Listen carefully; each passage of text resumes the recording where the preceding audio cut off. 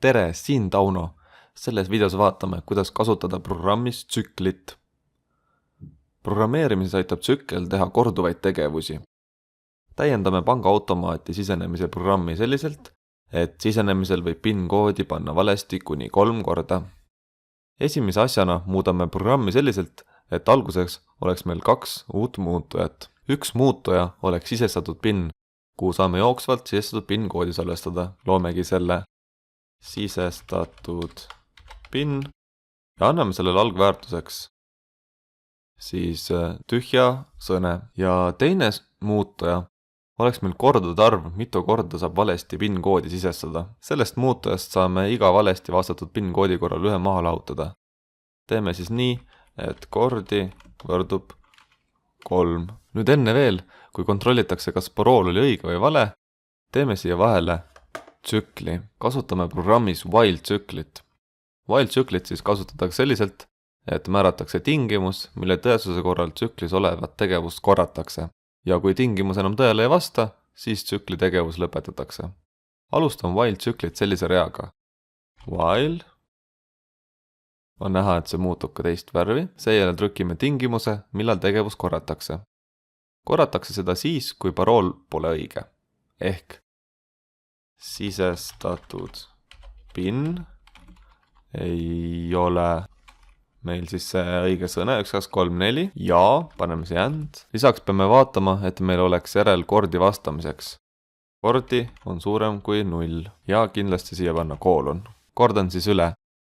Siin näeme, et tsükli tegevust korratakse seni, kuni pole veel sisestatud õiget PIN-koodi ja kuni on veel jäänud kordi vastamiseks. Nüüd tsüklisse jäävad read tuleks alustada taandega. Nii et mina siis teen nii, et jätan tsüklisse lause sisestada PIN-kood ja salvestatakse see muutujasse sisestatud PIN. Lisame veel, et ekraanile väljastatakse, mitu katset on veel jäänud. Selleks teeme samamoodi print käsu, sulguda sisse jutumärkide vahele, katseid on veel jäänud, paneme siia arvu siis kordi ja kõige lõppu paneme punkti ka, et see kordi on meil tegelikult arv ja selleks, et seda ekraanile väljastada, tuleks see teisendada ka sõneks, ehk meil on selleks tuttav käsk str. Tuleneb siis sõnast string, mis tähendab sõne. Hetkel siis ongi nii, et kui parool on valesti vastatud, alustab jälle otsast peale ja väljastatakse taaskord küsimus PIN-koodi kohta ja väljastatakse, mitu katset on siis jäänud. Nüüd tuleks teha veel üks asi, et siis kui me oleme küsinud PIN-i, näidanud, mitu katset on jäänud, siis selle kõige lõpus tuleks siis katsete arvust 1 maha lahutada, ehk siis kordi võrdub kordi miinus 1.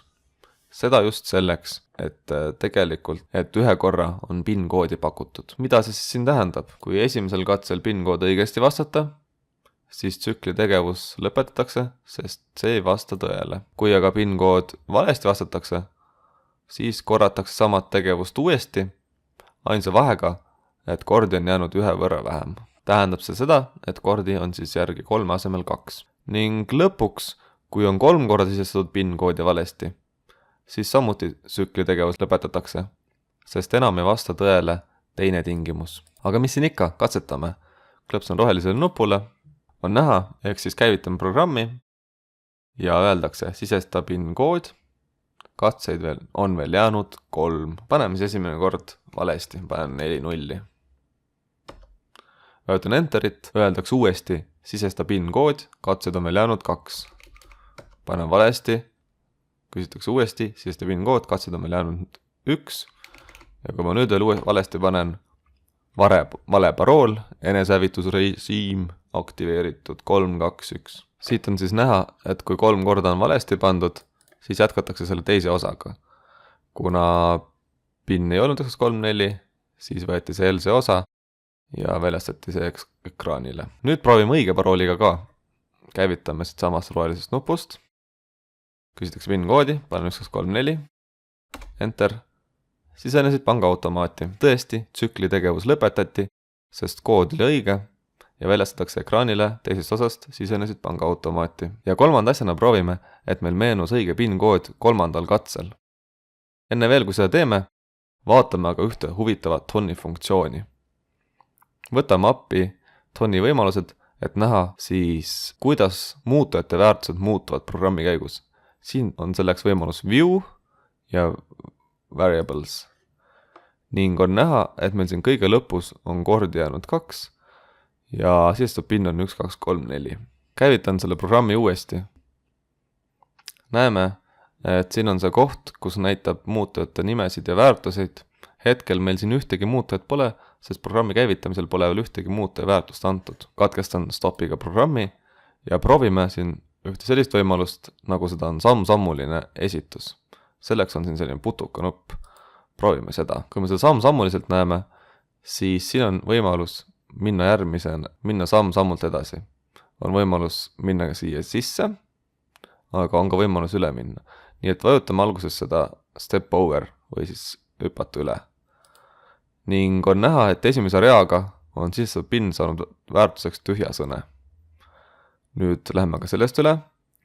On näha, et teise reaga kordi on saanud väärtuseks 3. On näha, et siis siin on sõned, mis jäävad siis sellist ülakomade vahele ja kordi on siis arvud, mida kuivatakse niisama. Nüüd aga jõuame siis selle tsükli juurde, kus kontrollitakse, kas jätkamise tingimused on täidetud, kas muutuja sisestatud PIN ja kordi on veel järel. Ja vaatame siit seda nuppu, step into, et lähme siia sisse.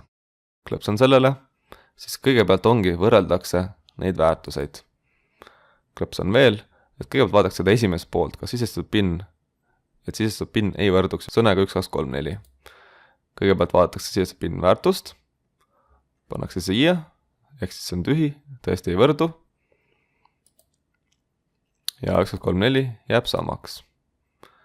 Ja esimene osa on true, tühi sõne ei võrdu 1, 2, 3, 4-ga. Ja nüüd vaadatakse teist poolt, kas kordi on meil suurem 0, kordi on meil siis 3 ja tõesti, see on suurem kui 0. Ehk selle osa väärtuseks on ka true, ehk see on tõene. Ja seega on tõene ning minnakse siis siia tsükli sisse. Küsitakse siis PIN-koodi. Seejärel väljastatakse, mitu katset on jäänud. On näha, et see koos on väga mitmest osast ja need sõned siin liidetakse kokku. Ja seejärel jääb kasutajal siis sisestada siia PIN-kood. Sisestame siis alguses vale PIN-koodi, vajutan Enterit. Aha, siin saigi kohe väärtuseks endale 0,0 ja see on näha ka siin, et sisestatud PIN-i väärtus on saanud 0,0,0,0. Ja nüüd tehakse tehe siis kordadega, kordi -1, 3 -1 on siis 2. Nii et on näha, et kordi sai väärtuseks 2. Ja nüüd hakatakse siis otsast peale vaatama, kas need tingimus vastavad tõele. Kuna PIN ei ole 1, 2, 3, 4 ja 2 on suurem kui 0, korratakse seda sama tegevust kõike uuesti. Ma klõpsan siit üle.